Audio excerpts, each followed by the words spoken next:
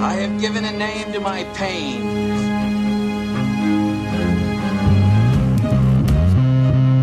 The Batman. Always waiting for some Batman to save you. It's simple. We kill the Bat of Gotham. You don't really think you'll win, do you? I'm Batman.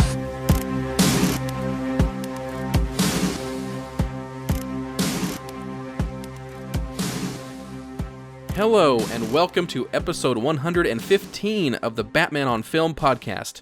BOF is the sponsor as well as a proud member of the Batman Podcast Network. Check out all the shows over at batmanpodcastnetwork.com and follow our brand new Twitter account at BatPod Network.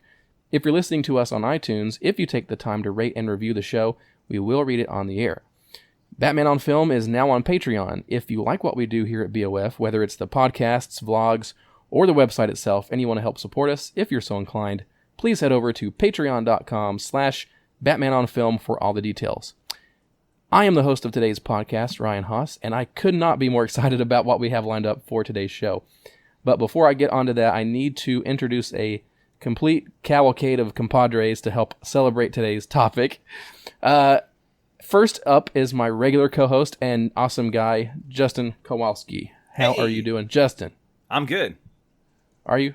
It is not 6 a.m. That's always going to be my answer. It's not 6 a.m. It's good.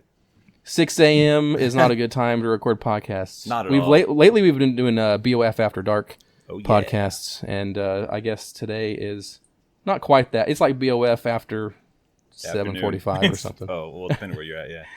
Yeah, I'm good. Cool. We also have our good buddy, the host of the most excellent Robin Everyone Loves the Drake podcast, Rob Myers. When you say that, you got to add in the guitar. like from oh, yeah. If you say excellent, FYI, just excellent. automatic.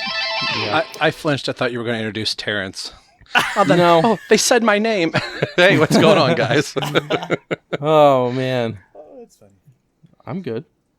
I said this is a full show, and we're adding two more people, one later and one right now. And the one right now is my pal, Matt Whaley, who did make his BOF podcast debut back on episode 107 with our Gotham by Gaslight interview show. We helped out on that show. What's up, dude? Not a lot. Thanks for having me, man. Cool. Matt's he's going to be my co-host on the much anticipated and much not out yet Azrael Agent of the Bat podcast, but it is coming soon. I swear it's coming soon. But that's not for today. Today we have a cool topic, and it's always kind of fun. Connected though. I was going to say it is connected. Yeah, it's connected, and it's a topic that is very near and dear to my heart, and one that I like very much, and something that we talk about a lot when we talk about Batman. It's always fun to look at milestones and anniversaries for our favorite Batman media type things, and there's no shortage of those. Back last year in 2017, we had 25th anniversary of Batman Returns and the animated series. Yeah, and it was also the 5th anniversary of the best Batman movie ever made, The Dark Knight Rises. And milestones like that, though, are always really fun because it gives you a good excuse to revisit it, analyze it, and just see what you think about it now, and talk about what its place is in the overall history and canon of your favorite kind of characters. So, with all that said, 2018, this month, I think, is the 25th anniversary of Batman KNIGHTFALL. It's the massive multi-title, multi-year mega series that changed comics forever. So we have a special guest that's coming on here later in the show, but first I just kind of wanted to get everybody's thoughts on what your experience was with KNIGHTFALL when it was first out, and kind of what you think about it currently. I guess Justin, you go ahead. Yeah. Oh, wow. Yes. And so KNIGHTFALL, they kept teasing it, man. I remember the teasers, and it was just like, I don't know if it was like the end is near or some like tagline. I don't remember the tagline to it, but I definitely remember seeing the Kelly Jones ads in the comics, and like, what the crap's going on? They teased like a jailbreak. The one thing I do remember is buying Vengeance of Bane, like this one shot randomly, because back then I would just buy anything Batman. I was like, oh, Batman's in it, I'm gonna buy that. And was it like advertised early, like this is important, or was it just kind of put out there? I don't remember that. I just remember getting it. I feel like that rings true. Maybe there was an ad like the event you don't want to miss, and I was just like, dude, who's this like freaking like WWF looking dude? And so I remember buying it, reading it, and go, oh, all right, this is cool. Like it was just a lot about a character I had no idea, who was brand new, and I was really just into the cover art. I think it was like a Dave Dorman cover. I don't remember who did the painting on the cover, but it was just like this crazy giant Batman head, and then a Bane like. Oh, it's on top of bodies and stuff. Yeah, and it was just like this really like I was drawn in by that. I'm like, all right, Bane, let's see what this is all about. And then, but yeah, the ads were great, and I love Kelly. Even back, I was young, and so Kelly Jones stuff just looked weird to me, and I was really into it. And so just seeing all of Batman's like I think Joker and a couple guys are like escaping Arkham. That was like the ad they kind of sold you on. So yeah, I was drawn in by just the creepiness of those images. Cool. And what about like when the new Batman? Did you think Batman was done for, and we were going to be stuck with this awesome, awesome new Azrael Batman? It's funny because at that time, I had a lot of friends that were super into the Image stuff, and I just wasn't. I was this hardcore DC kid, man. So I was like DC till I die type of thing, and so it just felt like Batman was going that way. I never felt that was gonna be Batman, for the rest of his publication career. I just thought this is just weird, and I was gonna write it out, and it was kind of when's Batman coming back? Even though like at that time, as a young comic reader, I wasn't really used to the trope of like the hero will return, but it was this kind of like Batman's back's broken. Like it was like, how's this gonna play out? I can't get all the way back to where my brain was, but I remember like not thinking it was a forever thing, and wasn't a huge fan of Asbats, to be honest. I didn't like them. Sure. I think that was intentional. I don't think you were supposed to. Denny O'Neill's even said things like, well, if they liked Asbats, then I think we would have had a real problem. So I think that was very intentional. But the whole trajectory and history of that character has always fascinated me. That's why we're doing me and Matt are going to do this Azrael podcast. And that's the thing. I totally snoozed on the Azrael miniseries because I remember like I thought the art looked cool by Joe Quesada, but I just like didn't pick it up. And then I remember him being in the Batman comics, and like Bruce Wayne made him like a security guard at like Wayne, like Wayne Tech. Wayne Tech. You need a job. And then so it just kind of and I always call them like Jean Paul instead of Jean Paul. Oh, you didn't know? I got it, man. I was little, dude. I didn't know. I was just blonde dude. I didn't know he's like some French dude. I don't know. So, well, cool. Yeah. Before I get to Rob, I think I want to ask Matt what his thoughts are, because me and Matt are very close in age. We were like 5 or 6. I was 5. Yeah, Matt was 5 when Knightfall came out, and I was 6, and so. No way you read that when you were 5. No. I didn't. No, so I want to get Matt's take on this. So what do you remember? I mean, we had one small comic shop in our town. Eminem? Huh? Eminem or Funny Pages? I was thinking Funny Pages. Funny Pages. Yeah. I remember going in there, seeing like, the really cool like Kelly Jones style art, this really cool like ninja Batman kind of out of nowhere, and being pretty intrigued by it, but I would pick up issues here and there as it went along, but I never knew anything about like all the different like side books that it was running in and all that.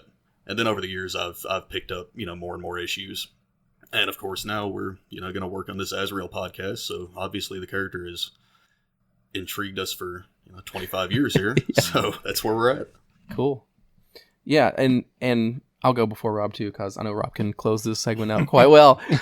Again, I and you can hear me talk about Knightfall a whole bunch already. Me and Rob and Terrence over on Everyone Loves the Drake podcast. A lot of our Robin issues are right in the smack dab of that Knightfall era. I mean, the Robin solo series was born out of the Knightfall event.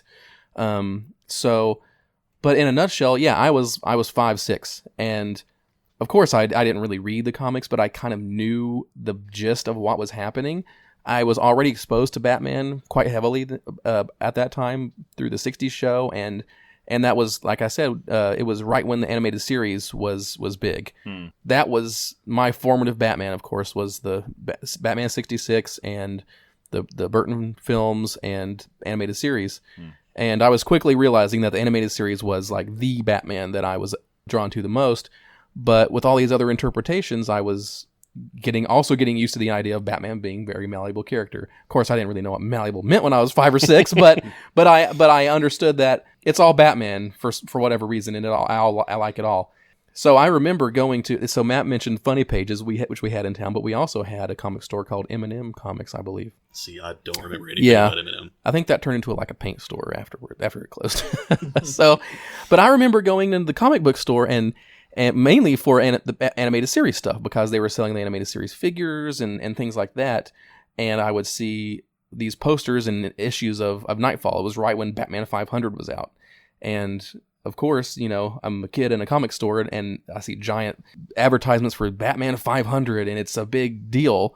You can't help but see that kind of stuff when you're a kid and get excited and get interested in it. So I knew that there was a new Batman, and I didn't really read it at the time, but I was intrigued by the costume and the character, and I remember drawing pages and pages of the new bat symbol. I even got the Wizard issue that had that, and there was like a special.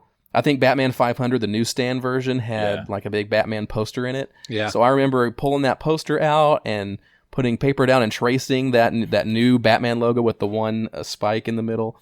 So I was like super into just the aesthetic of the new Batman, because it was a Batman that was introduced like at the time. So, and then of course over the years I've grown to understand what the storyline was and what the intent was behind it, and it's always fascinated me. And I think 25 years later, a lot of the characters, particularly Bane especially, and that whole the gist of Knightfall kind of still lingers on and has affected comics to this day. So I want to get Rob's take on this, and then we'll move on to the next part. I'm reading from the House ad here from 1990. It says, Batman is going where he has never gone before. Knightfall begins in Batman 429 through 450, and it talks about detective or whatever. So it's the image of the bat signal up above Batman's head. His arms are spread out, the cape is billowing, and he's coming down on top of the Joker. I thought, oh, cool, it's a Batman Joker story, and wow, are we in for a train ride? You can hear like my whole history, going back to episode 1 of Everyone Loves the Drake. But fast forwarding through all that, getting to here, I felt like I was just getting used to Bruce Wayne and Tim Drake working as Batman and Robin, and then this event happens. Yeah. And seeing Batman Batman was completely out of his element. I felt like Tim got to become Robin, and Bruce Wayne's running like a well-oiled machine, and then the wheels start falling off Bruce Wayne's car. Like, what is going on? And by the time everything happens with Bane and Azrael comes in, I'm like, what the bananas is going on? So I was one of those guys that rage quit, and I stopped reading Batman. I stopped reading Detective. In this dumb little publication called Batman the Animated Series, I was like, there's Bruce Wayne. He's still Batman. I'm reading that. And little did I realize 25 years later, they have the first issue of Harley Quinn. But so that's kind of what I was reading. And it wasn't till like The Search and all that happened that I kind of came back. And then I went backwards and started reading like, oh, I'll just see about this Jean-Paul. I knew Jean-Paul because I thought, I wonder if it's like Jean-Paul or Jean-Luc Picard. I wonder if it's that. So I kind of went with Jean, the little Star Trek there. So then I went backwards and started reading Batman and Detective. And I was like, crap, these are actually really good. So then I got kind of hooked on the Azrael character, but I didn't want to. But I rage quit for about 2 or 3 months. And I'm like, I'm not reading this till Bruce Wayne comes back. Then once Bruce was back, I'm like, no, I'll check it out. So it was... And they were playing a long game too, which, it was like in some miniseries, you're like, okay, Batman will be back, by the end of the year would go by and we're still going. I'm like, what's going on? Tim's off on his own. So yeah, it was crazy. Yep. Yeah. And they kind of played kind of a cat and mouse game too with the readers, because at that time that was the main form of communication between DC and readers would be in the letters columns. Yes. Yeah. And there was a lot of people that were like, well, this is going to happen forever. And are you going to replace Batman? And then they would just say stuff like, oh, you got to wait and see, read the story. And, they were playing everybody. I mean, it was kind of the first big giant follow-up PR-wise after Jason Todd died, I would say. What do you think? Yeah. Well, you mean just in the Bat universe or with Superman? Yeah, just in the Batman okay. universe as far as the Batman books go. One thing I want to point out too is, I know this is a Batman podcast, but kind of at the same time, Superman was just put through the ringer. So you've had the big two taken down in some really big thematic way that really turned DC readers up on their heads, trying to scramble of like, this isn't the DC universe I was used to. So once the dust settled, we were kind of in this new world with our characters rebuilt, but it was going to take a long road to get there. Yeah. Yeah, it definitely was. It was the 1-2 punch. Yeah. Cool. Well, we had Death of Superman and Nightfall kind of making waves in comics in the 90s. It's interesting. Those are the two events though that they still mine. Like from yeah, of course. Yeah. Like those are the two big you always see. We just saw parts of it. Doomsday. Doomsday and Bane are the last kind of big villains we've seen in some of these movies, even just a few years ago. Yeah. Not pulled. In as far as Doomsday goes, like not pulled off well, but I mean, even in other media, they still bring those things back, or they try to retread them. Exactly. And it's going back to the animated series. Even Bane made it to that before, pretty quick. In the cycle. Yeah, it was like a year later. Yeah, 94, right. something like that. Yeah. Yeah. And just seeing moments of, and I was horrified as a kid because I knew, I didn't, like I said, I didn't read Nightfall as a kid, but I knew who Bane was. I knew that he broke Batman's back, and that's why we had this replacement. And so when the animated series episode came on, and I recorded those shows on VHSs upon airing after school, and I remember when that episode came on and it said Bane, I was horrified. Why do I frighten you, Bane? I remember thinking, are they going to introduce Azrael into this like now? Yeah, I was. Yeah. No, I remember reading something where like Bruce Timm and Paul Dini, they just weren't huge fans of Bane, so they were trying to they did it, and that was it. They weren't trying to he only got one episode in the main animated series. One episode, and he was taken care of. I think because Batman just kind of he just rips the thing out. I'm sure there's a GIF you can find. He just kind of pulls the cords out. What is this garden hose on the back of your neck? I'll cut it. Yeah. Yeah. Oh, you've broken me, Batman. So cool. Well, I think we've. What? Go ahead. I'll just say, any chance I get, I'm going to do my Bane voice, just so you know. Yeah, you should. This is the one episode where it's okay. Yeah, well, we had Dark Knight Rises episodes where it's true. All right, well, I think we've done a good job of talking about Nightfall, introducing it. So at this point, I think we are ready to introduce our very special guest. And now we have a very special guest joining us. He has written some of our favorite comics ever, I would have to say, in the Batman realm of things alone, from Detective Comics and the solo series for Robin and Nightwing, and a whole bunch of other stuff. One of the chief architects of Nightfall and the co-creator of Bane. We have Mr. Chuck Dixon on the show. It's great to have you on. How are you doing? I am doing very well and glad to be here. Awesome. So I guess I'll throw out the first question and we'll just go from there. We're here just to talk everything about Nightfall because it's the 25th anniversary, and just want to kind of get into the nitty gritty of the event, your part in it, and what you think about it today, and just as much as we can talk about Nightfall is what we'll do. So my first question is, what can you tell us about who had the original idea for Nightfall? Do you remember? Did it change in any from the initial pitch, or did it come from a whole lot of different sources editorially? Or it all came from Denny O'Neil. He presented it to us pretty much complete, the basic framework of it, and how it would break down over like a 2-year continuity. I'm not aware that he consulted with anybody or anything other than maybe his assistant editors at the time. And he presented it to myself, Alan Grant, and Doug Mensch at a retreat, a bat summit, as we called them. And he spent most of a morning just laying it out. The high points, the dramatic arc of the whole thing. Up to probably the middle of Azrael taking over. That's as far as he went that morning. That's as far as we went at that retreat. And then we figured out the rest at further meetings. Now, as you start planning it, like how far in advance, like chronologically wise, while while us, the readers, are reading the current Batman story, are you a year out from the events taking place, or like how far does like publication work in getting all the pieces moved?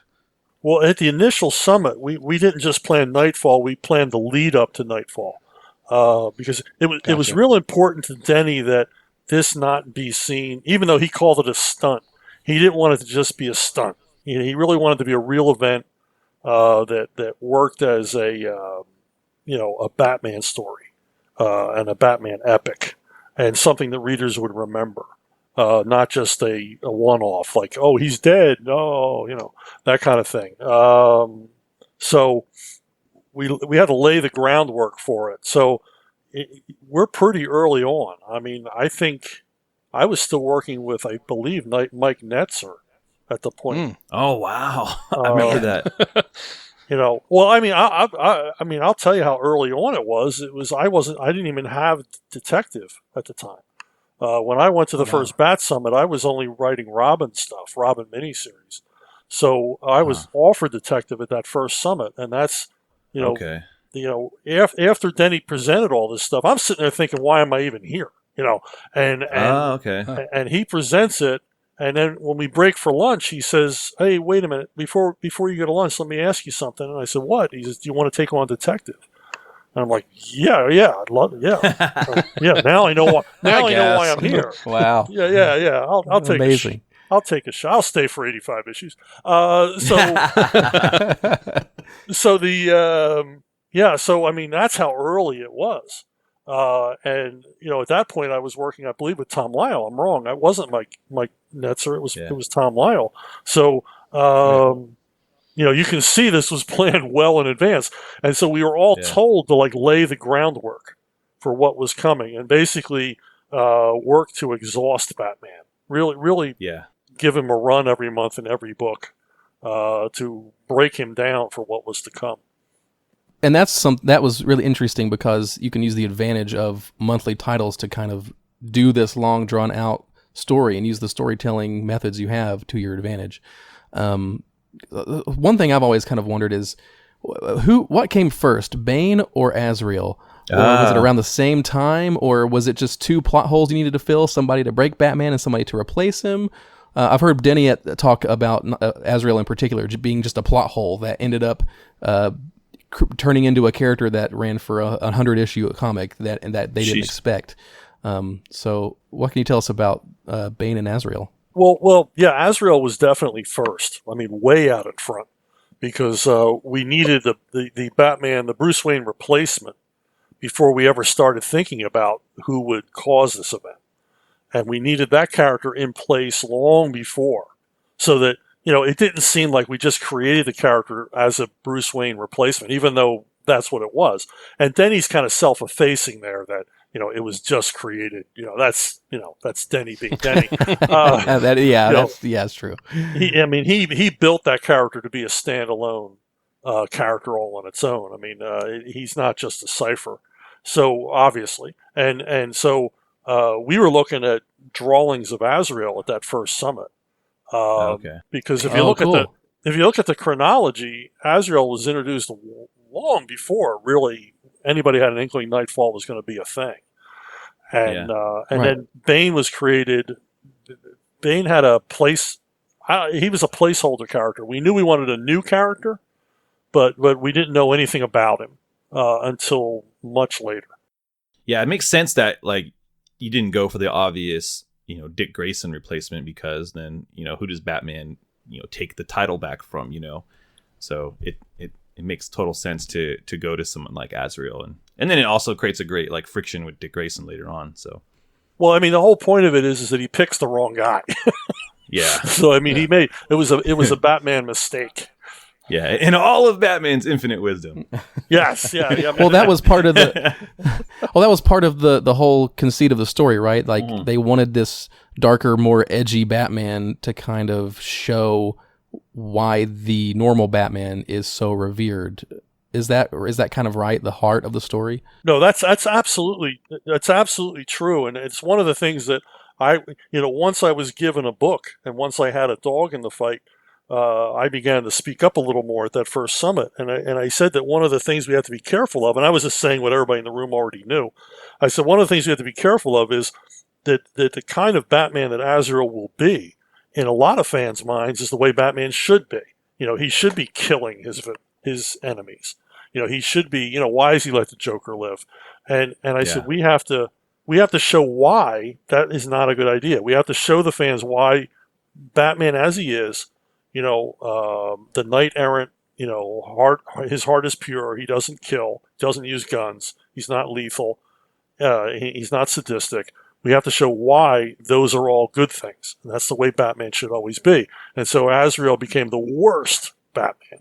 And of course, readers, we probably did our job too well, because once John Paul took over as Batman, sales just cratered. And we actually ended that a little earlier than we were going to. We kind of had an emergency meeting, like, we got to get rid of this guy. And it's got to be soon. It's all because that guy in Ohio decided to rage quit. That would be me. Wow. So what was some of the story that you guys had to scrap to get him out of the suit faster? There were just a few more. I think everybody had another like 3-issue arc or 4-issue arc in them. I had to meet the Joker. Somebody else has to meet this character and that character. So we just had a few more of them because Denny's idea was let's make it go on long enough to really convince the readers that maybe this change is permanent in the way that Kyle Rayner was permanent and Connor Hawke was permanent. And Wally West was permanent. So maybe we can convince the readers, even though, you'd have to be a lunatic to think we'd ever replace Bruce Wayne permanently. Yeah.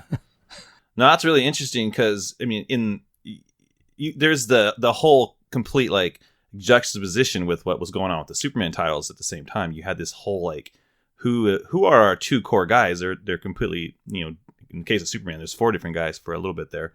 And so it was really an interesting time to be reading like DC Comics when their 2 flagship characters were out of the mix, which is funny because we were just talking before you came on. It was now like 25 years later, these 2 stories, Death of Superman and Knightfall, still contribute to the storylines that people kind of mind for when they're trying to adapt Batman and Superman stories. There's elements they pull out, and so how do you feel about that? How do you feel like when you see stuff like The Dark Knight Rises or some of these animated deals that kind of they take your character, your creation, and has there been an adaptation where you're like sorry, this is a multi-layer question. Have you seen what parts make you smile? What parts make you shake your head? Well, most of it makes me shake my head. Oh, there you go.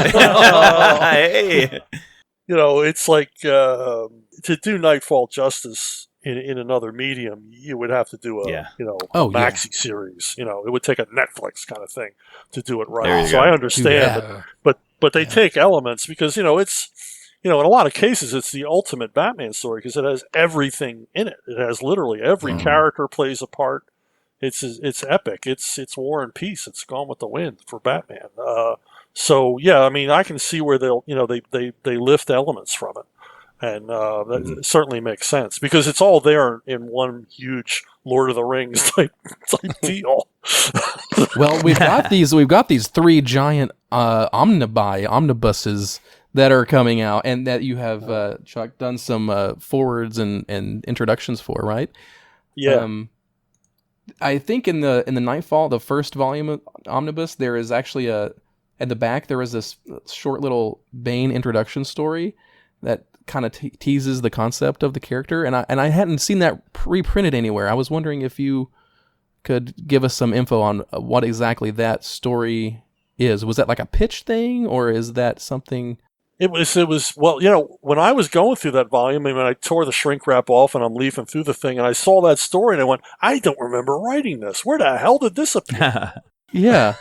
There was no context. Yeah. The way they did it for the book, it looked like they almost shot it from proofs. They made an effort like this wasn't from a comic book.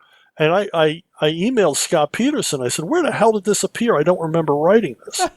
And he said it was in a Secret Origins, one of those Secret Origins books. I completely forgot. And for me to forget, that I wrote a story with Bane that Eduardo Barreto drew. totally slipped my mind. But yeah, they really mined for everything for these volumes. Yeah. And they're absolutely beautiful, by the way. Yeah, they did a great job. Yeah, this is the first time it's complete. Yeah. Yeah. It's nice to start to have all of the titles, because for years they had never put like the search, all of the search in a volume. Yeah, like that. I wonder why. Well, because it's DC and they do that stuff all the time. It's like when they reprinted Last Laugh, they left the first part of it off. So the paperback of Joker Last Laugh doesn't have the actual first part of the story in it because they forgot to include it. Because it originally, again, I'm gonna blame Secret Origins. The first part of Last Laugh appeared in an issue of Secret Origins. So dang, Secret Origin messing everything up. Yeah, Maybe yeah. the Last Laugh Omnibus will have it. yeah. There you go. So. I wanted to piggyback off a question that Justin had about Batman and Superman. Were both camps for Batman and Superman separate? Did you guys know, we're doing this to Batman, Superman's doing this? Were you guys like surprised and shocked that they had killed Superman and you're like, oh crap, we're getting ready to break Batman's back? Were you in communication with each other? Was it by just total accident these two events were going on approximately the same time? Well, we followed the death of Superman. I mean, Death of Superman was pretty much public knowledge by the time we started up on Nightfall. Okay. We knew what was going on there. Well, we coordinated. We really didn't coordinate formally. I mean, all of us knew each other. I mean, I knew Dan and Jerry and Butch, and we would talk about stuff that was coming up. So they knew what we were doing, and we knew what they were doing just by hanging around together in the offices or at conventions and stuff. And Mike Carlin was looped in on everything because he was the big Superman guy. So him and Denny were like they knew what was going on all the time. But there was no crossover between the two events because Denny is such a superhero phobe. He wouldn't allow us to do anything. We could never reference. I mean, all this horrible stuff's happening to Batman, but we weren't allowed to reference the JLA or Superman or any of that. So, which I was fine with, except in one instance. That was later on. It was way after Nightfall. So I really thought that Superman should have played a hand somewhere. Was Nightfall kind of an intentional launching point to reset and reintroduce some of the mainstay characters into the Batman world and kind of give them their own books? Like Robin, Azrael, Catwoman, eventually Nightwing, all found their specific place to live within the world during and after the Nightfall storyline. Yeah, that kind of just happened because we were seeing sales climb. And it was like, let's. Comics are all about redundant publishing. This is working. Let's publish more of this. The kids are buying horror comics. We'll print 3 more every month. We'll do this till the wheels come off. So as sales climbed, it was like, let's start spinning these characters off. And there was certainly a demand for it. There was a demand for a Catwoman book and a Robin book and a Nightwing book. I mean, the readers wanted it. So they kind of expected we were going to do that. So yeah, I mean, it wasn't. It was kind of in the back of our heads, and we didn't realize what the sales were going to be like. I mean, we were all surprised pleasantly by the spike in sales on all the books, and we were all pleasantly surprised by how each new book did. They got its own legs and had its own following. So. They're like, these sales are rising on these other books. Let's bring Bruce Wayne back now. Come on, guys. So here's kind of a fun question. So when you were going through the stories and plotting them out, were there any story beats that you thought, ooh, I want to do this for my book, for Detective, I want to cover this? Or was it more like you lay out a season of a TV series where certain story beats have to happen in certain places and you just get assigned it? Or did you kind of grab certain things for yourself? Well, the way we worked it was we used a lot of whiteboards and we knew generally where we wanted to be each month. And so at the first summit, we did quite a bit of it. At the second summit, we did a lot of it, which was breaking down issue by issue, month by month, where we were going to be in the Nightfall saga. And then it was left up to us in the room to decide, what are we going to do here? Like the Arkham escape. Everybody sees some Arkham. Well, my gosh, this is a golden opportunity to grab villains. Yeah. So we're all claiming villain. I want to use this guy. I want to use this guy. And I remember, I was going to ask that. I remember asking Alan Grant. I said, "I'm dying to write the ventriloquist. Can I borrow the ventriloquist?"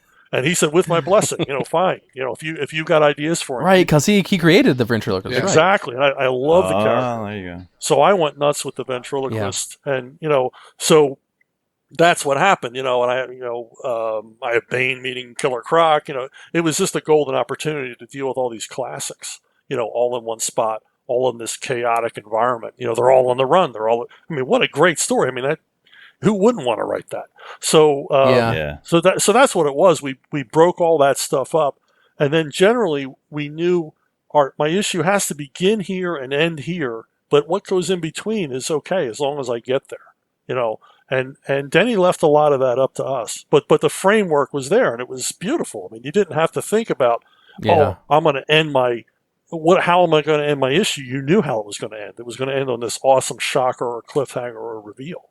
And each month it was like that. Yeah. You already had your opening set up and your ending set up, and it was all the middle part that you had to come up with, and we had free reign. It was a beautiful thing. It really was a lot of fun to work on.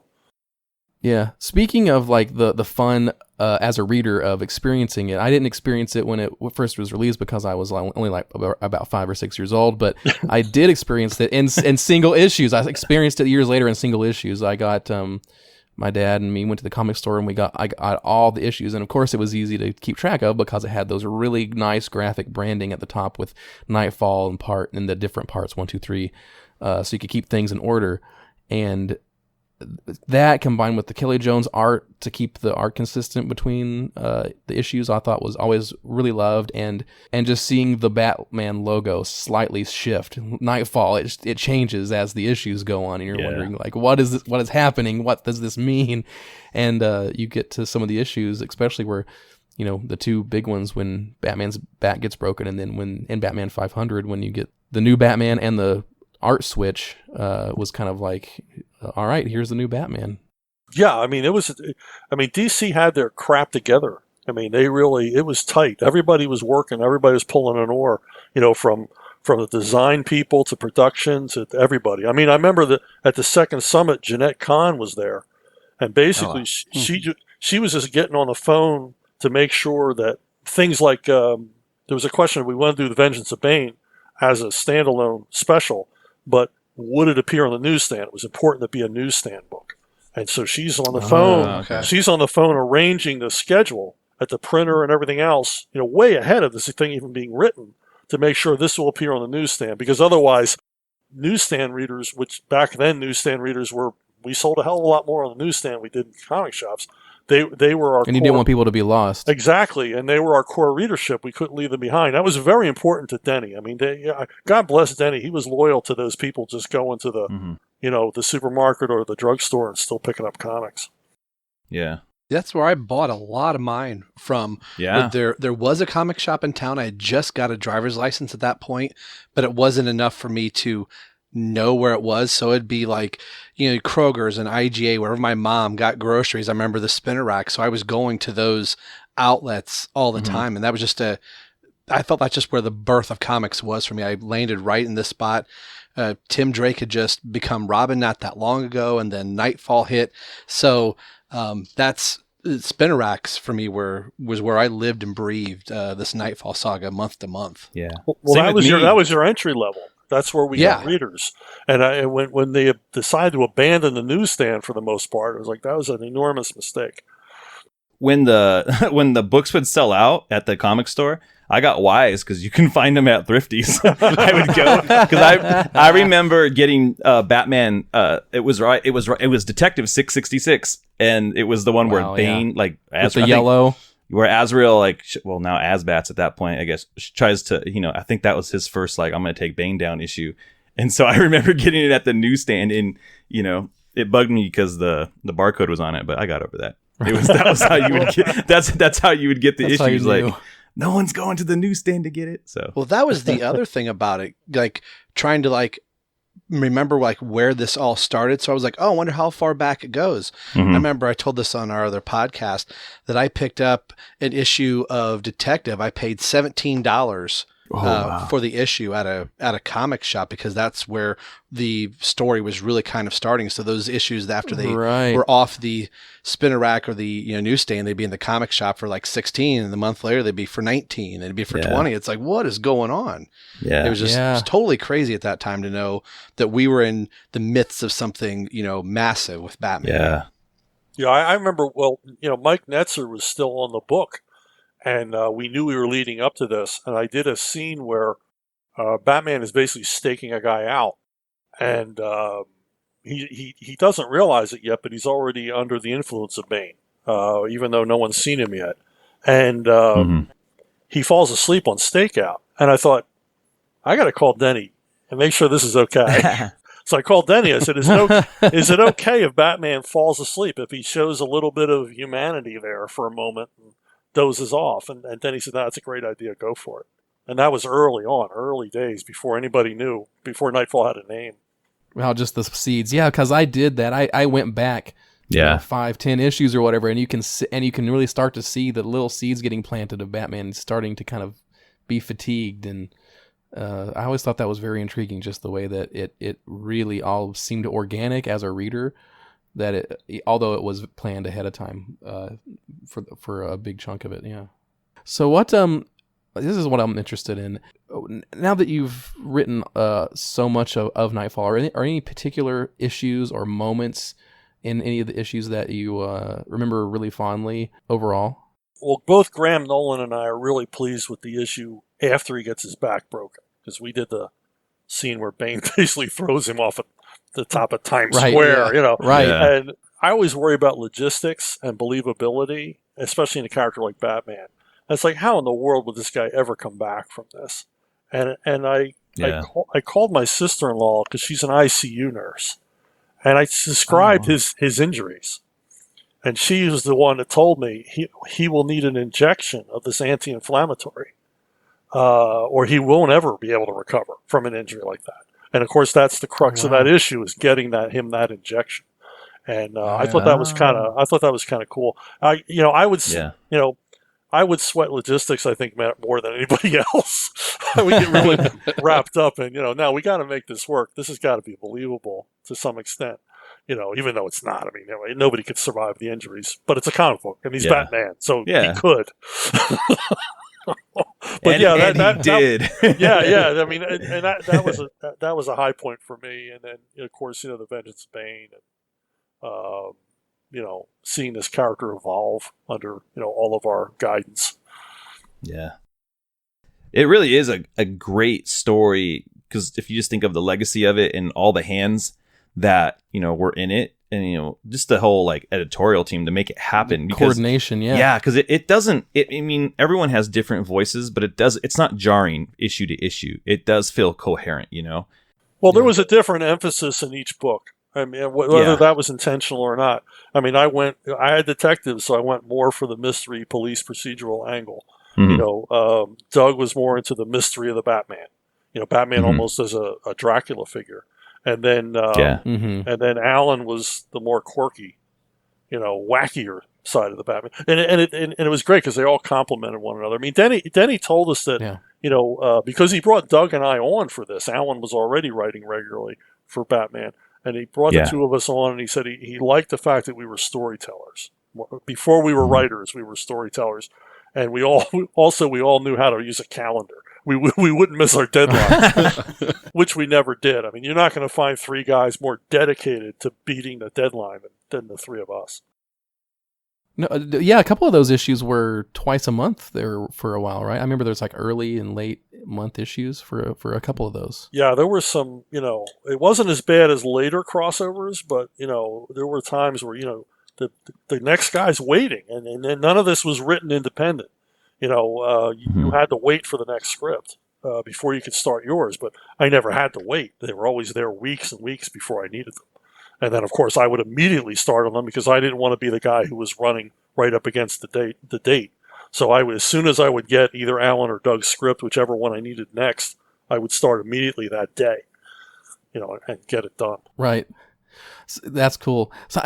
So since you were you and Graham co-created BANE, I wanted to hear a little bit about that, but I'm also interested in the fact that you guys created BANE, got to make this one shot, but then once BANE started to be used in other stories, did any of the other writers kind of get advice from you on well, what should BANE do here? Or what do you think would happen here? Or was it really kind of planned out, like, no, BANE breaks his back here, and then he does this, and... No, it was all planned out. Even before BANE had a name or a personality or anything, we knew what issue Batman it was that would break. Character. Yeah, I see. Yeah, would break. We knew what would, he's going to get his back broken here, and this is going to happen there, and this character to be determined will bust all the bad guys out of Arkham, and this and then BANE was created, and we sort of plugged him in everywhere, and everybody understood him. He was a Latino. He was a badass. He was a drug addict. He was smart. He was tough. Everybody got it. I never had a problem where I went, no, he wouldn't do that or he wouldn't say that. We never had a problem there. We were all on the same page. The only place we weren't on the same page was about his parentage, and I had to no, you can't reveal that yet. That's like a longer story, So connecting him to the Venom storyline from Legends of the Dark Knight was really cool. Yeah. Well, that was Denny. That was built in. That's where I got the idea that he would be from Santa Prisca. Okay. Right. Because Denny said he has to be Venom. Because we didn't want we wanted an intellectual, physical equal to Batman, but he had to have a flaw because he's a villain, and his flaw is Venom. Oh, it's so great. And you can make the trade. Hey, get the Venom trade. Right, yeah. Built in. So I was going to say there was a really good article on the main DC Comics website that I found about BANE being a very, almost like a dark mirror of Batman, way more than pretty much any other villain that in the Batman pantheon, even more than characters like Hush, for instance. Like BANE has all these like traits. I was just wondering if that was, intentional in how similar it was in showing that those twisted Batman traits in the villain. Well, I kind of wanted, he's like, I don't know how intentional it was, because I started out with, I wanted it to be, I read that where in North Korea you could actually be in prison for things your parents had done, and I thought, well, what if somebody was in prison from birth, and they were actually born in prison for what their father had done. And then I thought, well, that's a childhood trauma. It's just like Bruce Wayne's childhood trauma. And so there's a sort of a bug. But I was thinking more Man in the Iron Mask, than that. But it sort of grew into that they are brothers in a way. They're just but Bane's childhood trauma is so much more worse. Bruce is over in 5 minutes. Bane's childhood trauma lasts his entire childhood. Right. Yeah. And then he uses that to his advantage later on. Like, you don't even know pain. And the way that he describes it later in the issues. And I always thought that was very, very interesting to read. Something I'd like to ask, like going farther out past Knightfall, were Prodigal and Troika initially part of the Knightfall saga, if you will? Because like when they reprint things now, it's usually always including Prodigal and Troika. Was that something that was also part of the plan, or was that just kind of like a happy accident that it all kind of works out that way, that Bruce comes back, but he's like, nah, I'm not really back. Now Dick gets to take over, and then Bruce finally comes back. Was that one idea, or is it just kind of came to be later? Well, nothing is an accident, but those things kind of evolved because it's very important to listen to your readers. Your readers are going to tell you what they want. Now, you can't give it to them in the way they expect it, but you have to give them what they want. And fans were so angry that Bruce didn't pick Dick Grayson that we thought, well, let's get rid of Azrael, but let's have Dick be Batman for a while, and that'll make them happy. Everybody will be happy. We'll have seen Dick Grayson be Batman for a while. Yeah. And, it worked out great. I love those stories. And, and readers really responded big to them. And he was Batman just long enough, and then we brought Bruce Wayne back. So we hit all the high points there. So right. It was a matter of listening to the readership. Oh, and one of my favorite things is that I believe in Prodigal, And if I have my timeline right, you were able to plant the seeds of a story in Dick Grayson's past with Two-Face. Yeah. And I believe it appears in Prodigal first as a past event, and then a few years later you were able to do Robin Year One and actually make that a reality. Is that the correct lineage of how that happened? Yeah, it was kind of a thing where it was like a layup motif where I had this story that I wanted to keep returning to, and I'm the only one that was interested in it, or I think even knew what the hell I was doing. I was just sort of like putting this in there because I thought, man, how flipped out would Harvey Dent be when Robin showed up? Oh, now there are two. He wouldn't. That's true. He wouldn't be able to sleep nights, so he would be obsessed with Robin. And I don't think anybody ever clued into that. But that was like there were a lot of stuff I would put in the stories that was like my thing, and nobody else. And the other guys did the same stuff. Alan with Anarchy and stuff like that. We all put our own thing in there that we kept referring back to. That was such a fun age of Batman comics, just in general, because after this ball of Nightwing rolled over, we got into all the other stuff like Contagion, and then you got Cataclysm and No Man's Land. Like it had to be exhausting for you, because as a teenage guy reading comics back then, I was exhausted. Well, I was like, I can't keep up, but it was fun. It had me excited every week to just get into the stories, because it would spill into everything. So I imagine you guys kind of like, and I say this in a good way, like you shot yourself in the foot. Like, we made this amazing like crossover story. Now we got to keep up this momentum of like amazing like connected stories. Does that ring true, or was it? Oh, yeah. Well, Contagion was literally exhausting because when we did Contagion, I had 3 monthlies that were right. You were writing everything right, and those 3 monthlies came out 1 week after another. In some cases, two came out at the same time. So I literally, it was either Doug or Alan had to wait on me for 3 scripts. Oh, wow. So 2 months in a row, because this happened twice during Contagion, I had little kids at home, and there was no way I was going to be able to do this. So I literally checked into a hotel room for 3 days in a row and wrote a script a day for 3 days. And then the next month I had to do it again. And it was, that was grueling. The later crossovers, again, I'm a logistics guy. Contagion, I didn't understand why we were doing it, because it didn't seem like a Batman story. He can't fight a disease, and then Cataclysm seemed like a Superman. It seemed like a Metropolis story to me rather than a Gotham story. What's he going to do against an earthquake? And, we all, I don't know how disenchanted the other guys were with it, but I did my best on it. There were a lot of cool stuff we could do. I love that skyscraper lying on its side. I used that to death. I just they just didn't seem to pay off the way I thought they should have, and they just seemed not suited. I actually really enjoy. I get what you're saying.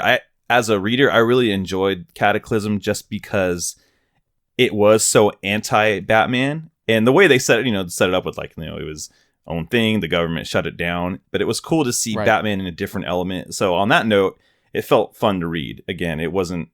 It was. This is different.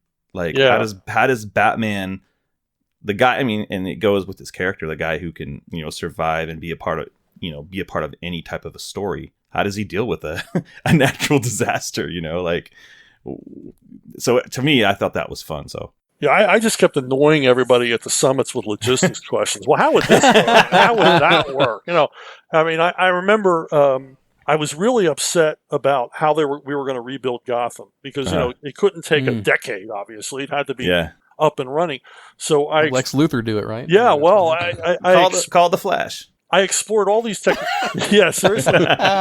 No, well, I explored all of these ideas of, how would you put a city back together again as quickly as possible? Yeah. The Empire State Building was built in a record amount of time. It was built within a year, so it can be done.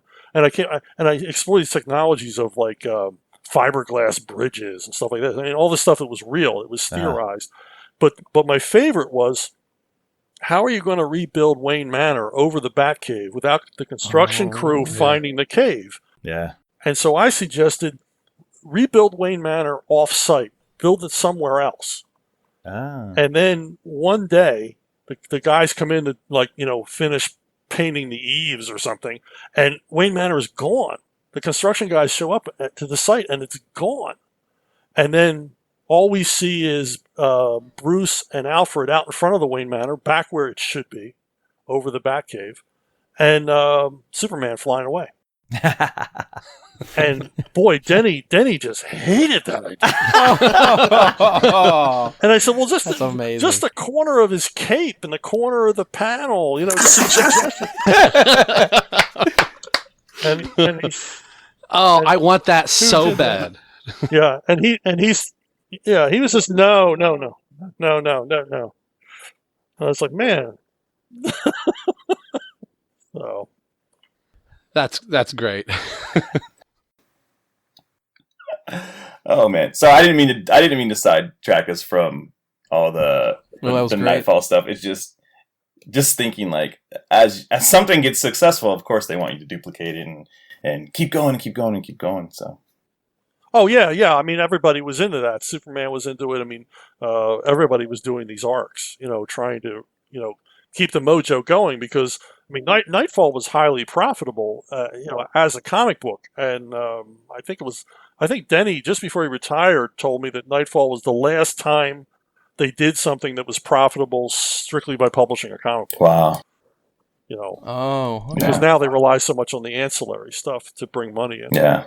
Yeah. Well, speaking of ancillary stuff, Denny did the Nightfall novel that kind of coincided with the end of Night's End, I think. It was like a day and date thing. As soon as the Night's End was over in the comics, the novel came out or something like that. Yeah. Yeah. And we had an audio adaptation on BBC. Right. Well, a lot of cool stuff happened. Yeah. Yeah. I love that audio drama. That audio drama is awesome. It's so fast, though. It moves so quickly. It's so I know. I couldn't. They fit the whole story in 3 hours. It's kind of amazing. Yeah, I really remember driving around in my car listening to that, picking up my girlfriend to go out for a date. She's like, "What in the world are you listening to?" Yeah. I was like, "It's Batman Nightfall." She's like, "You are a nerd. Turn that off." You just needed to play a beat below it, and then it would have been like avant-garde, Yeah. What is this? I must break you. That's funny. I was going to say, one of the things I'm really hoping they can pull off is they have yet to adapt Nightfall in like an animated form, and they keep rumoring it, and I feel like they're even hitting the Death of Superman again. They're taking another stab at it, and they're making a two-parter. I really hope they can do Nightfall some justice. But I feel like for them to do it, you gotta put, at least parts of, Crusade and Night's End in there. You got to have Azrael. Yeah, you do. You have to have those setups. And so I just don't, maybe it's the Untouchable adaptation, because if you cut those, sort of Azrael part out, and, even, the Quest and the Crusade out, you miss all the important parts. But is there any kind of like, oh man, just don't do it, leave it in the comics? Or do you, how much of a baby is it for you? Well, to me, the comics are eternal. Yeah. There's always going to be the comic. Because every time I ever talk to a Hollywood guy about adapting something I've done, creator-owned or otherwise, they're like, well, what if we change this and what if we change that? And I said, look, just get my name right on the check and change whatever the hell you want. Because you're going to change it anyway. Yeah. You could swear up and down that I'm not, and then you go, well, so-and-so wants to play this part, and that's it. Yeah. So I don't have any control anyway once I sign it over. And the same thing for the comics. The comics to me are eternal. You can always go back to the comics and see the original material. Yeah. And the comics are always cooler because that's where it started. Exactly. So, I'd love to see an animated version, but, it's probably, they're doing, see if it's profitable. I'd hate to see it, crushed into 90 minutes. That'd be crazy. Yeah. Well, they did the 2-part Dark Knight Returns adaptation, and they're doing a 2-film Return of Superman adaptation as well. So that gives like 2 movies to break it in. But I'm like you don't fit Lord of the Rings into 2 movies. I think Nightfall would need 3. Yeah. But that's just me because I'm a purist. I think they could do it, man. If they did 3 volumes, they did that 3. Would be great. 3 is enough. I think they could do it. Really good. All right, so if they do an animated version, though, Chuck, what voice do you do? They're like, all right, you get to do a voice. Who do you want to do? Oh, me? Yeah. Yeah. Oh, jeez. Like a cameo? Yeah, one of the cops, I guess. Oh no, you I got. don't know. I was just gonna say you got to do ventriloquist then. That might be fun. There you go. I think That you'd might be a be good. fun. That'd be sweet. Then you have might to be play fun. Scarface too. So there you go. Yeah. Something I've always wondered. Keep talking about Death of Superman. There's a great documentary on the original release of the animated film where, they were in the summit room and filming, everybody putting this together. Was there anything captured film-wise of you guys doing the Batman summits at all? Or was that just never done? In my mind, I'm thinking in a vault somewhere in DC is the Batman summits talking about Nightfall that'll be released one day. Yeah, man. That the idea of videotaping a meeting is so un-Denny. I can't begin to tell you. Yeah, they should. So it's just kind of a shame because we, the initial meetings were in the coolest room.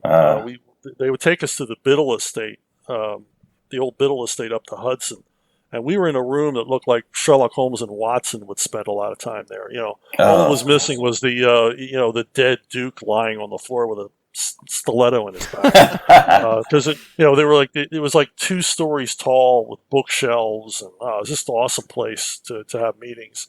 But yeah, Denny was not into recording all of that stuff. I think Jordan Gorfinkel took pictures of the whiteboards, and that's about as far along as still that would be great to look at. Yeah, it just sounds like a fun time. Well, there's a really great picture from a later summit where we were deciding what Batman's new costume was going to look like, and we spent an hour. It was a horrible afternoon. Denny made us have the retreat at a place. It was again up the Hudson. And it was where he and his wife had honeymooned. But in the meantime, this place had turned into like the Overlook Hotel. I mean, this place was horrible. And we were the only guests in the hotel. The place was enormous. We were the only guests, and a lot of the hotel was under reconstruction at the time. so there are actually holes in the floor and in the walls. And the staff was really surly. And we were all kind of angry at Denny for making us stay there for 3 days. But on the 3rd day, when we were our most pissed, we had to decide about the new Batman costume. And we had dozens of pictures of Batman drawn by all these different artists, DC artists. And they had all. And was this Azrael or what Batman looks like when he comes back? What Batman looks like when he comes back. Oh. And so we had all these artists doing all these different interpretations of Batman. And they're all awesome. And it's like 11 in the morning. No one's had any coffee because the staff hasn't bothered to bring it yet. And we're all just sick of each other's company. And and we have all these pictures laying on the floor, and we're all just sort of looking at them. And everybody's grumpy. And then there's a long silence. And Archie Goodwin says, "You know what? This is kind of cool. We're getting to pick what Batman's going to look like." And it lightened up the mood of the room, which Archie was great at. And there's a terrific picture of all of us posing with those pictures laying out on the floor. Oh, that sounds and badass, it's a whole crew. to be It's honest. Denny and Scott Peterson and Archie and Doug and Alan and me and Jordan, Darren Vincenzo. Did any of the artists who worked on that stuff? Because I feel like they released some of those images in some of the back of the books. Yeah, there were some of them, but not all of them. Yeah, I think was it Vince Giordano who did a lot of them, or I'm just. Well, everybody, as far as I remember, everybody did one. Okay. And we sort of picked and chose. Like, we like this utility belt, we like this bat symbol, and we like this cape, and we just sort of cobbled it together. But I can't remember who came closest. But, we knew we wanted it to be black, so they really weren't all that different, but there were different variations on the gloves. Yeah. And all that jazz. Yeah, I feel like they worked through them through that series too, because Batman started out, he had the leg prongs, and they went away. Yeah, right. Well, it's not like when they picked Tim Drake's Robin costume. Again, a bunch of artists did drawings, and Tim Burton just pointed to one and said, "I like that one." And that's it. That's amazing. And I'm like, why did he get the pick? Yeah, because he might make a movie. Yeah. That's funny. What's funny is like that whole all these people, the Bat Summits, you and Denny and all these people. There was one issue, I think you wrote it in Night's End, where Asbats and Nightwing are fighting, and they go through like a casino. Yeah, and there's a big table. Yeah, I love that. And we covered that issue on the Robin podcast, and we were like, I think that's Denny O'Neil and Chuck Dixon around, and all these people around a table. And it's funny because you can see them in one shot playing poker, and then Asbats and Nightwing storm through it, and you get to see their reactions. I always thought that was kind of amazing. Yeah, that was Graham immortalizing some of the poker nights we had at the summits, and where basically every time we played poker, Denny's late wife, Mary Fran, would clean us out. She was a mechanic. She could have worked Atlantic City, and she had this like, oh, look what I am. She had this like anti-poker face. Like she seemed like she didn't know what she was doing, but she won every hand. And then Denny was always Denny dealing cards was a trip because he had this whole pattern. Like he was a professional dealer. I should have known then, I shouldn't sit at this table. We're running the table. he's got the patter going, and she's cleaning the pots one after the other. And I thought, man, these two are working this whole room. But that was Graham. He wanted to get a poker game in there, and I thought, cool, I'll write that. I always feel like you guys are wearing like Batman pajamas at these deals. You're all hanging out. When someone says a retreat, I'm like, oh, I bet you they wake up and they're hanging. You guys get little baskets with a bunch of fun stuff when you get there. It's like, come on, DC, you guys got to give these guys like, little parting gifts. Hey, thanks for coming to the Bat Summit. No, well, they did. They were cool. I mean, the Biddle Estate and a bunch of other places we stayed at, man, it was party time. It was resort type. Food and treatment, and there were saunas and handball courts, and it was fantastic. But that's back when we were making money. I mean, the last retreat I went to was at a Warner. Right. Was in the Warner building. I'm surprised they didn't ask us to sleep at the bus terminal. Sleep, come in and get out. Here's an interesting question. Denny didn't write a whole lot of actual issues in the whole run of Nightfall, but he did write the end. He wrote the very last part of Night's End. In I think it was in what, Rob? It was in Legends of the Dark Knight. Legends of the Dark Knight, yeah. Was that intentional? Was Denny like, I'm the one that wants to finish this, or is that just how it fell? Or well, it was kind of the end of Azrael's story, so it seemed fitting that he tell it, and he wanted to tell it. And Denny's going to hate me for telling you this, but we won't tell him. Denny's like me. He'd rather sweat blood in front of the monitor than ever ask anybody for help. Because I would always have editors go, hey, if you need help with this, I cut my hands off before I call and ask you for help. Because you're not asking, I don't need to be helped. You're hiring me to do this. You're not hiring me to babysit me. And you got enough comic creators that you have to do that with. So I don't want to be one of them. And I got a phone call from Denny on a Saturday, which that never happened. That never happened. I would have expected a call from my late grandmother before I got a call from Denny. And Denny said, I wanted to talk to you about this issue, the Azrael and Batman in the Batcave, blah, blah, blah. And he says, I'm not sure what I want to do. And I was just floored that he would call me. Wow. And so I told him, I said, this has to be Thing versus Hulk. This has to be the biggest knockdown, drag-out action set piece ever written.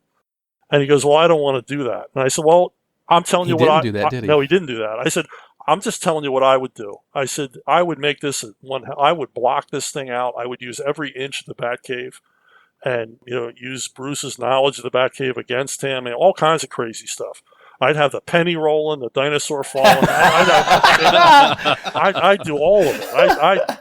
I'd Bill Finger the hell out of this. Oh, man. There you go. Man. That's the title of this episode.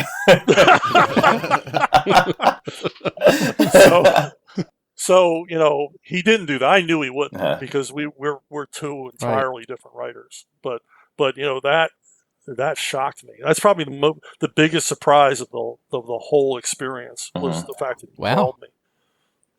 Well, that's what me and Rob covered that, and Terrence covered that issue on the Drake podcast, and we immediately picked up on how different the end of that was and felt to compared to everything else that had come before in Nightfall. It wasn't a bad feeling, but it was like, wow, there was this bombastic, just big like storyline, and it literally came to a halt, and it had a internal dialogue between these two characters for the last issue, and we read it and we talked a lot about it and thought, this isn't what we expected, but it actually kind of, to me at least, and I think to all of us, kind of felt like it was a very appropriate way to kind of end the story, because it reflected on Nightfall as a whole. Like, why is Batman important? Why is Bruce Wayne being Batman important? And I thought that was very interesting. Yeah. I mean, I'm not going to... It's Denny O'Neil, for God's sakes.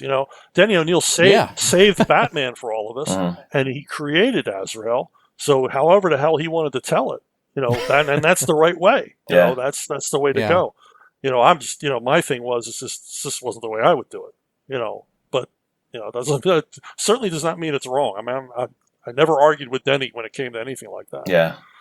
So after Nightfall completes and it's wrapped and it's all done, what's the first thing that Chuck Dixon does where you're like, it's done? Or are you right into your very next story beat? We were just right into it. I mean, I was busy.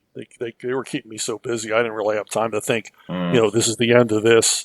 I think the only person who was aware of it was Scott Hanna, Graham Nolan's inker, because he kept bringing stuff to the summits to sign. And everybody was signing all this stuff for him because he wanted a record of all of this. And he was like the only one really thinking of that. I mean, I'm telling you, there's one photograph of us all together. I mean, it's crazy. There should have been lots of photographs.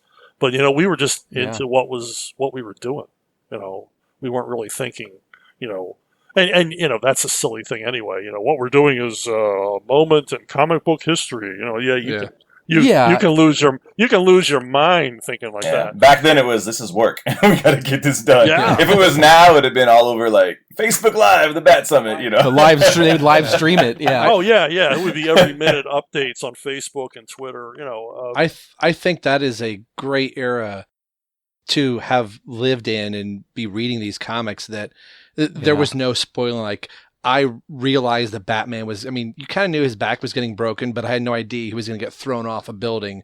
And seeing like your favorite hero just lying there going, I think this is over, folks, And then the next issue, there was no spoiling of things. So I think living in the era that we do, I think a lot of comic book fans just want to know things instantly right now. I'm like, let's just let it play out. I don't want to need to know the beats of everything before it comes out. So I was glad that Nightfall came out when it did, and I experienced it how I experienced it, and picking up these omnibuses and flipping through them. I still have my single issues, and just what a great time for Batman and Batman stories. Yeah. No, I can appreciate that. I mean, when I was a kid, you'd go to the spin rack and you wouldn't even know what was going to be there. No, I mean, right. There might be an entirely new comic book company that you've never heard of. So, but now everybody knows, in advance what's coming out. Everybody's looking through Diamond previews, and then online everything's spoiled. You can't do anything. Yeah. That everybody doesn't know what's coming up, or it speculates the living hell out of it. Yeah. Right. Well, that's the thing, because it to me, reading it after the fact, it to me it reads like a giant emotional roller coaster, especially if you've never read any Batman stories like that. And of course, this isn't the main books, the real books. So whatever happens in these books really happens to the real Batman. So that was, to me, was part of what made it so special, because you wanted to see why it was happening and how it was going to all turn out. Well, the energy then was fantastic. I mean, early 90s, we're never going to see those days again. No. As a creator in the early 90s, the readership was there. It was solid. There were a lot of kids reading them, which was great. Mm-hmm. I mean, I would go to a show and it'd be mostly kids in line, not fans, but casual reader kids who got into it. And, and we picked up on all that energy. I mean, we were just, raring to go. I mean, it was jump out of bed and start writing every morning because you had an audience. Yeah, well, you talk about that and the kids reading it. So did you, when you were writing, for instance, during Night Quest, the Asbats, were you conscious of that, or were you like, I need to make him really nasty, but I need to draw a line here or there? Or I don't know if he was one of your favorite characters to write, but I can only imagine he was one of the more interesting ones to kind of wrap your head around in the place of the story in terms of how to portray him and where the line is. Well, I like the challenge of writing this stuff for a younger audience, so it's acceptable to a universal audience. I like the challenge of doing that, but still getting it across. That this is really, Bane's life was not a bowl of cherries growing up. There's just so much you can do in the story. And really, that's all I want to do. I would rather hint and leave the rest up to the imagination. I mean, there's a lot of stuff you can get away with, even within the limitations of the comics code, which we still had. There's a lot of stuff, creative ways you can get around that. My favorite is Kirby bits. When somebody's shot or punched, you just have these bits of stuff flying off. Oh, yeah. And it implies, there's gross physical damage, bodily damage being done here without anything graphic. Because I remember once in a Punisher story, we weren't allowed to show exit wounds, and one of the artists drew exit wounds anyway. And so there's these splashes of blood where so they recolored them yellow instead of red. Well, that's the answer. Yeah, so it's pee coming out of them, not blood. Take that, Comics Code. I bleed lemonade. Looking back on the overall history of Knightfall, did you think this? Here we are, 25 years later. You're talking to four guys that love this. Were you aware when the whole group of you were writing and drawing this that this was going to be something monumental? Like once you got through the breaking of Batman, did you go, I think we have something special here, or did you realize that later on? Well, Denny was lashing us the whole way, saying this has got to be special. So more special. We were all aware that there would be no phoning in any stories. Plus we were Alan, Doug, and I were in bitter competition with each other. I mean, we were friendly, but we all knew, once each other left the room, I'm gonna beat him. I'm going to write a better story than him. We were all aiming ourselves that way, and Denny kind of encouraged that. So we played nice, but once we got home and we were writing, I was like, I'm going to show them. And, we were, you can't go into this stuff aware that it's going to be a big deal, but you got to go into it knowing I've got to do my best work on this because a lot of people are going to be seeing it. And my name's on it, and I'm going to be compared to the other guys. And plus in Batman anyway, you're going to be compared to all the other guys who've worked on Batman. Oh, yeah. Right. So it's not like you're taking over Firestorm and, okay. I'm going to write the greatest Firestorm story ever. Okay, fine. Go ahead. Yeah, but that's interesting because when you're writing something like the Asbats version, it's intentionally trying to subvert what people think about Batman.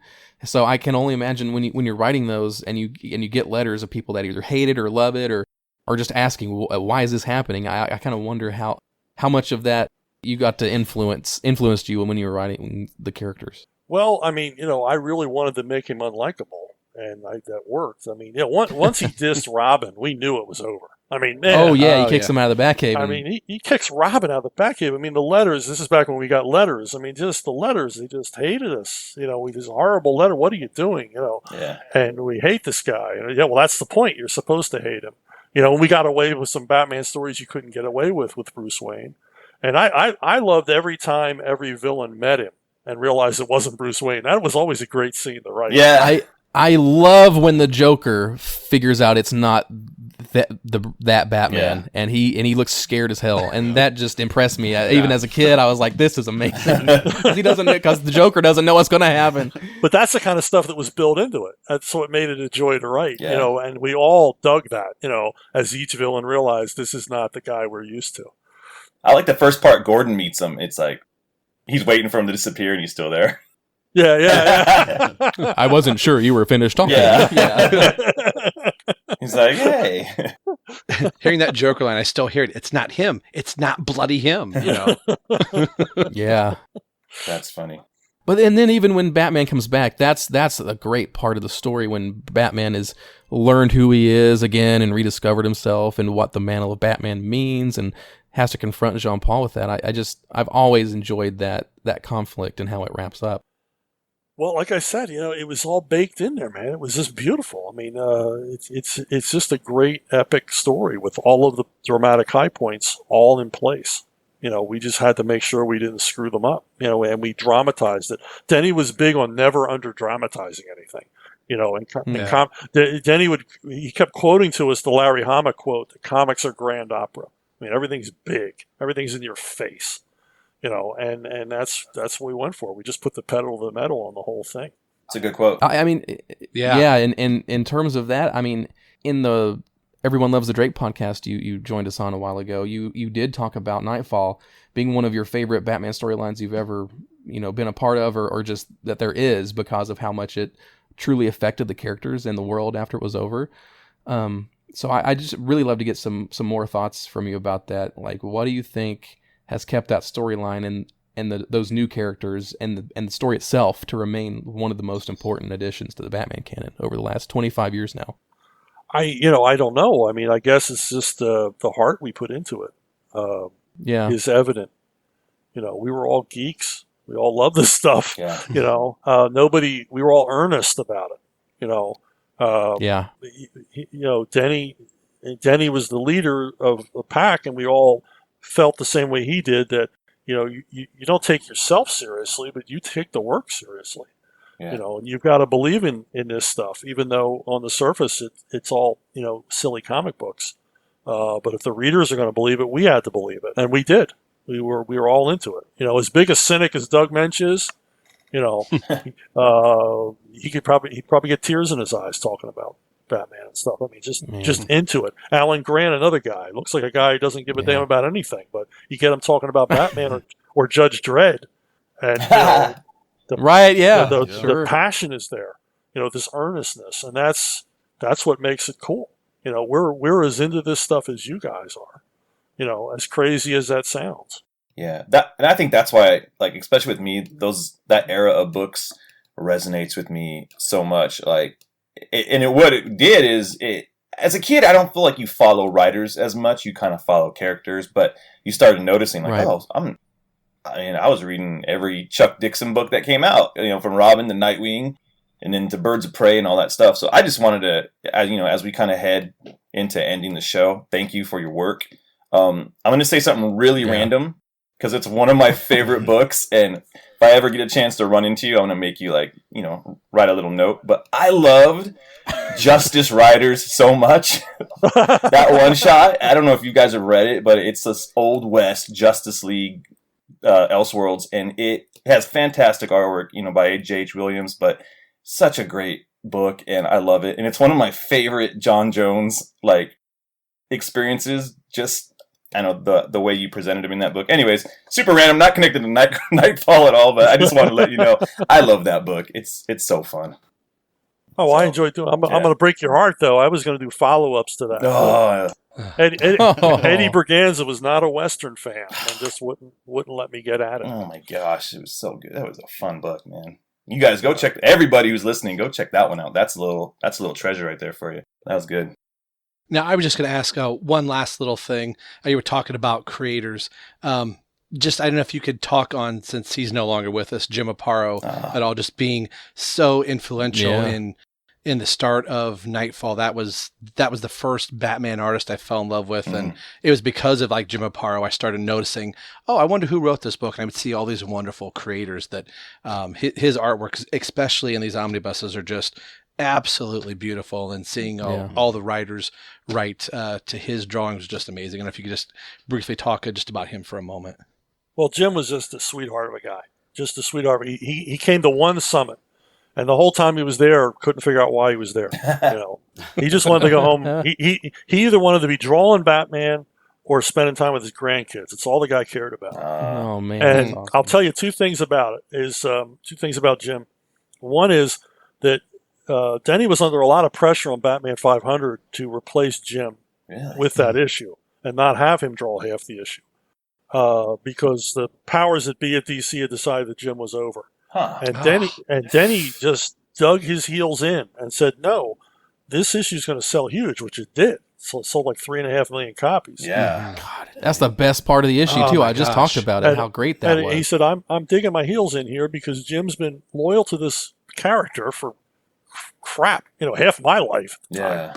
He'd been there forever, premier Batman artist. He said, this is his retirement. This is his send-off. This is his reward. Yeah. And it was, it allowed him to go off to a comfortable retirement.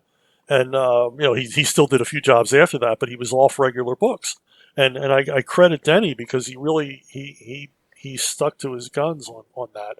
And of course, it wouldn't have sold one copy more with someone else on it. I mean, Jim wasn't over. Jim was still killing it. Yeah. The other cool thing was that DC flew us all out to San Diego for a Nightfall panel. And again, Jim is like, why am I here? He didn't want to be at a convention. He didn't want to do any of that stuff.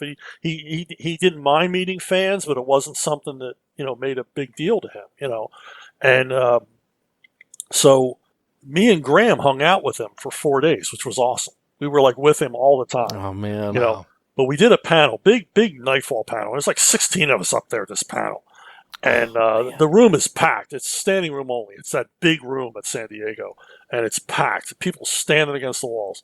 And they're asking questions, and we're answering. We're joking around, doing our usual nonsense at panels. And some guy stands up and says, I don't want to ask anything. I just want to thank Mr. Aparo for all these great Batman stories. Oh, man. Standing ovation. Went on 3 minutes. Jim is crying. I mean, it was fantastic. Fantastic. And then that night, we're at the bar, me and Graham and Jim, and we're just, talking about Seinfeld. We're talking about old radio shows, just nonsense. And Archie Goodwin comes up and he goes, Jim, you were supposed to come to this dinner. And Jim's like, I wanted to hang out with Chuck and Graham. Well, it was an awards dinner for Jim Aparo. You didn't get an award. So Archie hands him his Inkpot Award at the bar, at the Marriott. And Graham and I are like, Jim, you should have gone to your awards dinner. And he's like, like I'll go next year, That's but yeah, funny. just an awesome guy, man. Just an awesome guy. Well, thanks for that insight. That's awesome. Sweet. Yeah. Well, I think that's a great place to kind of wrap it up. Do you have any other final thoughts or final awesome tidbits to leave us with about Nightfall or the time or the people you worked with? No, it was just a great time. I'm glad I was included. I'm glad Denny picked me out of the crowd and let me be part of it. It will always be the high point of my comics writing career. Mm-hmm. So nothing's going to top that for sure. Awesome. Well, I guess we'll go ahead and wrap up the show now. Thanks again so much. This was like a great conversation to kind of celebrate not just Nightfall, but you and your work, Chuck. I really enjoyed having you back on the show or on this show. That was a lot of fun. Thanks for having me. Yeah. Yeah. Do you have any upcoming stuff you want to plug or talk about? Geez, I got a lot of stuff. I'm doing some stuff for Zenoscope. I got a Robin Hood. That's Robin Hood with a Y. She's a chick, fights monsters with a bow and arrow, so it's right in my wheelhouse. Hey. I got a new novel out. Came out a couple of weeks ago, Levon's War. It's part of my Levon Cade series. It's kind of a vigilante justice thing. You can find that on Amazon. And my first audiobook just came out. My zombie novel, Gomers, is available on Audible. Oh, cool. There you go. Oh, and BANE Conquest is almost done. Yes? Yeah. Well, I've been done with it for months. So of course. Everybody look for the trade in September. Oh, there you go. There it is. Well, hey, I haven't read it yet, but I have purchased every single issue. Well, God bless you. I have. I've been waiting for it to be collected so I can read it in one sitting. Cool. So that's been my plan all along. Heck yeah. I'm ready to see Bird and Trog and Zombie and Trog. Yeah. The gang is back. Oh yeah, the whole gang and boys are back in town, and more of them. He kind of assembles a dirty dozen there at the end of the thing from established DC villains. So cool. Oh, that's cool. Awesome. Well, thank you, sir. Thank you. Thank you. Thanks. We'll do this again sometime. Yes. Oh yeah. Yeah, absolutely. All right. Thanks again. Sure. Thanks. Bye. Okay. Well, I think that was an incredible interview. I don't think anybody could have celebrated the 25th anniversary of Nightfall better than that. Well, what do you guys think? Oh yeah. No, I thought it was great. I think we had the same reaction that we did the first time we interviewed Chuck. We were like, I don't know what to say afterwards. Yeah. Yeah. Really fun. Yeah. I actually have a tuxedo made out of all the Night Quest issues printed, and so I'm wearing that to my Nightfall party later on tonight. Sweet. So, do yeah. that. Do a reenactment of Batman getting his back broke. It's gonna be good. I'm going to come in wearing my Azrael metal bat wing cape. So There you go, man. How do you drive a Batmobile in that outfit? FYI. yeah, Like, Well, he doesn't have a Batmobile. He has the rocket train. That's dude. but yeah. yeah, Bat how'd you ride- train. Yeah, well, did Harold like put little slots in the back of that thing? Yeah, you have to modify the seat. Oh, Yeah. Did those things like suck into the back of his They armor? retract. They're Same, retractable. yeah. He uses Retractable. the power of Saint Dumas to kind of just That's There it. you It's go. the Yeah. system. It's the system. maybe Yeah, maybe the he's system. just maybe the system through the system he's just imagining the cape looking that crazy and it's really not that bad. How does he's the only cape one that sees function? that metal outfit, and we see him in pajamas. Like, dude, you're not even wearing a costume. What? I am forgot. the I true was gonna Batman. ask. I was gonna ask. Like, were you guys just trying to annoy people with the costume? Like, as the costume went on, Yeah, I mean, more and more, it was like, wait, what? What? He lost a cape. Then he gets like the weird like It was pokey the 90s, man. copy. Then you get the belts and the all the ammo that used to feed into it. yeah, well, everything I've read about it is supposed to be because it's an internal or external reflection of Jean-Paul's descent into madness because of him taking on this Batman persona that he can't handle because of the system. He would have turned into a mech, man, if it kept going. Well, yeah, that's it. He And just would that's, have been a robot. and that's how he ends up getting defeated in the last issue, right? He's got to take all that armor off. And Right. Yeah, It's kind of beautiful the way it all ends. So Yeah. we talked about that. that's Yeah. good though. Yeah. I'm gonna go read Nightfall again. Yeah. You should. I think Rick Shue needs to read it for the first time. Oh. Oh, No, he's read some issues. I'm just he's read making some fun issues. of him. He showed me. He FaceTimed me one day. He's like, he I got some found Nightfall issues. those somewhere. He went to a swap meet. Dollar bin. I wonder what's in here. It says Nightfall. I shall read. Nightfall. Rick Fall. We need to do a series called Rick Fall. Fall. That's a Batman episode. on film exclusive comic. It's just Rick Fall. we could get Rick's thoughts on Nightfall after he reads it for the first time. Call it Rick Fall. Rick Quest. Bill Rick, goes on Rick's End. vacation and lets Rick take over, and then Rick just goes on a drunken bender, and we have to take him down. Rick Fall. Dun, dun, dun. This is kind of what I think. Oh, because Rick replaces Bill. Yeah, and then he Bill's just runs like- amok. Bill's like, hey, I got to go on vacation. Leaves him in charge, and me and Ryan are like, why don't you let one of us in charge? Rick's a drunk, and then Yeah, There we like go. you got Robin and Nightwing right here, and Yeah. what you let Rick do? Take over. yeah, and we just call Rick not ass bats, we call him ass bats, just because, or just ass hat. How about we just go? Tex ass hat. Man, we are so sorry, Rick. I'm not. It's so funny. He'll man. never listen to this though. This is the best part of the show right here. Like, I'm excited. It'll just All be right. all the tweets later. Like, they were calling you ass Rick. He's like, on why the are show?" why is people like doing yeah, hashtag? you know what? After you guys hear this show, What's the hashtag? everyone who hears this show, just go on Twitter and just start tagging Rick with ass bats. He'll be like, "What's going on?" Ass It's like, bats. What is hey, that? ass bats. Oh no, with the S or a Z at the end. No, just do an S. Just keep it. Okay, keep with it. the S. Hashtag ass bats. How it sounds. Rick Fall. Amazing. coming soon. That's Rick awesome. Fall. Rick Fall. He's reading White Knight, and there we go. He is. There you go. He is. He's read more White Knight than me, so I do All right. feel bad. All right, so let's get out of this shindig, I guess, Yeah. and do some plugs. What do you got, Matt Whaley? You got a Twitter? Yeah, you guys can follow me on Twitter at MATTWHA13. And our upcoming Azrael podcast is at Azrael Podcast, so follow that to figure out or find out when our new show comes out. Yeah, that too. What about you, Rob? You can find me when I'm not talking about the boy wonder, Tim Drake, at drummer Rob10, and then at Robin Everyone Loves the Drake podcast. And if I could plug this crazy radio drama that I'm knee deep in. Actually, I've completed the 3rd chapter tonight, so I've got one more to go. That is going to drop Wednesday, May the 2nd. If I have that right. Yes. Wednesday, May the 2nd will be our first episode. That'll be episode 71 of Detective Comics, A Lonely Place of Living. So there you go. ELTD Podcast on Twitter. Great. And Justin? Yeah, you can follow me on Twitter at J_Rocka, and you can check out my cornucopia of podcasts. We all have too many podcasts. We all have too many. Yeah. What are we doing? You can just go to www.letsgocast.com, and we just did a new 52 episode on the Let's Go Comic Show because it was episode 52, and we thought, hey, let's talk about the new 52. So that just came out yesterday, so go and check that out. Cool. For my own plugs, you can, of course, follow me, Ryan Haas, over at Twitter at SMB_Ryan. And yes, of course, follow the Tim Drake at ELTD Podcast. Everyone loves a Drake, and I will say it again 1,000 times. If you don't love Tim Drake, you're not part of everyone. No. That's true.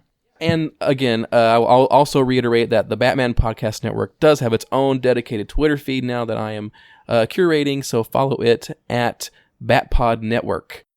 All right, that wraps up today's episode. For Justin, Rob, and Matt, and our very special guest, Chuck Dixon, I'm Ryan Haas. Thanks for listening, and as always, Batman on Film, authoritative, definitive, altogether, the Dadgum Original. We'll catch you next time.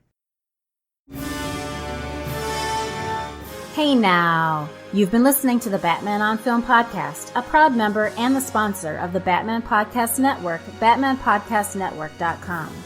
You can listen to the BOF Podcast on iTunes, YouTube, Stitcher, Google Play Music, iHeartRadio, Spreaker, TuneIn, and wherever good podcasts like this one can be found. Want to advertise on the BOF Podcast? Go to advertisecast.com/the Batman on Film Con podcast. Follow Jet on Twitter at Batman on Film and on BOF's Facebook fan page at facebook.com/jet.batmanonfilm. Email Jet via jet@batman-on-film.com. For Justin and Ryan, I'm announcer Rachel. Thanks for listening.